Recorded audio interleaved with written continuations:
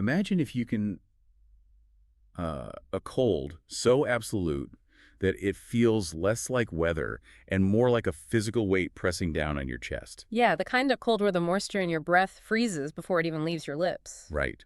We aren't talking about a chilly morning where you grab an extra sweater. Uh, We are talking about 50 or 60 degrees below zero. it's the kind of environment where if you take a glove off just to adjust a strap, you lose the fingers. Instant frostbite. Exactly. Yeah. Instant. The air itself feels like it's actively trying to kill you. It's an alien environment.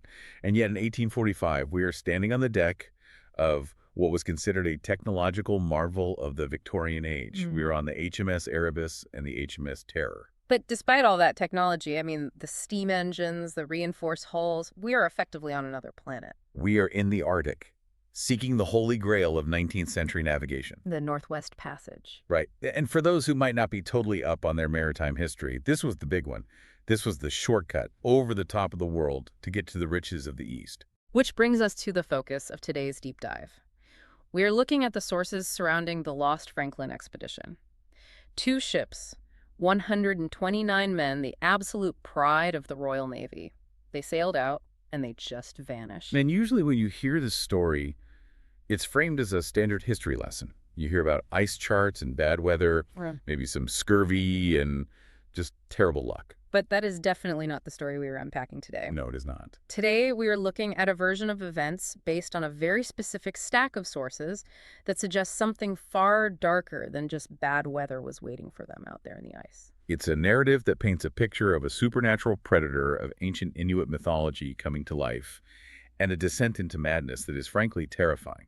It forces us to look at how the rigid, buttoned-up hierarchy of the British Empire clashed with the primal, chaotic forces of the Arctic. And spoiler alert for you listening at home, the Empire loses. Big time. We are going to explore the monsters of this expedition, and I use the plural deliberately here. Because there isn't just one. Right there is the monster on the ice, a creature the Inuit call the Toonback. And then there are the monsters the men themselves become. We're talking mutiny-led poisoning and, yes, cannibalism.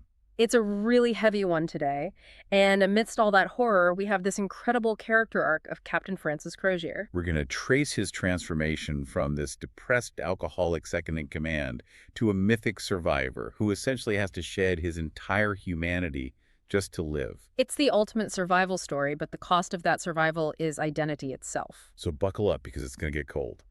Let's start with the man in charge, the face of the expedition, Sir John Franklin.